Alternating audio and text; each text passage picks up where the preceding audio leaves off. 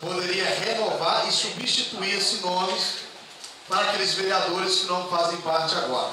Então, os nomes são: presidente Francisco Zé Barbosa Leite, vice-presidente Pedrinho Hélio, relator pastor Bruno, vogal Rafael Couto e segundo vogal o vereador Genaci.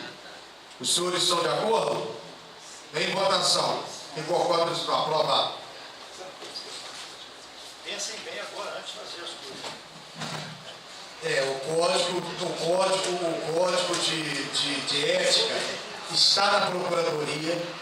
Eu aconselho a cada vereador adquirir uma cópia com o nosso procurador, porque até dependendo do discurso em plenário, tem sanção que vai da advertência à perda de mandato. Deliberação, senhores vereadores, ao projeto de lei complementar de número 004/2014, dispõe sobre a alteração do plano diretor participativo da Lei Municipal Complementar 001 de 11 de outubro de 2006, zoneamento do Distrito da Califórnia da Barra, conforme resolução de número 02/2013, do Conselho Municipal da cidade de Barra do Piraí, em reunião realizada no dia 9 de maio de 2012. Isso está sendo apenas deliberado.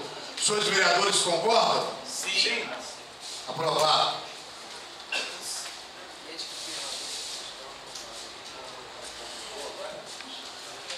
Deliberação também, senhores vereadores, ao projeto de lei 07/2014, autoriza a abertura de crédito adicional especial no orçamento vigente da outras providências. Autor Executivo Municipal. Em discussão.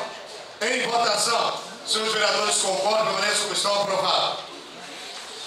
Também, senhores vereadores, deliberação ao projeto de lei de número 88/2014, autoriza a abertura de crédito adicional especial do orçamento vigente da outra providência. Autor Executivo Municipal. Em discussão. Em votação. Senhores vereadores concordam, permaneçam como estão aprovado. Deliberação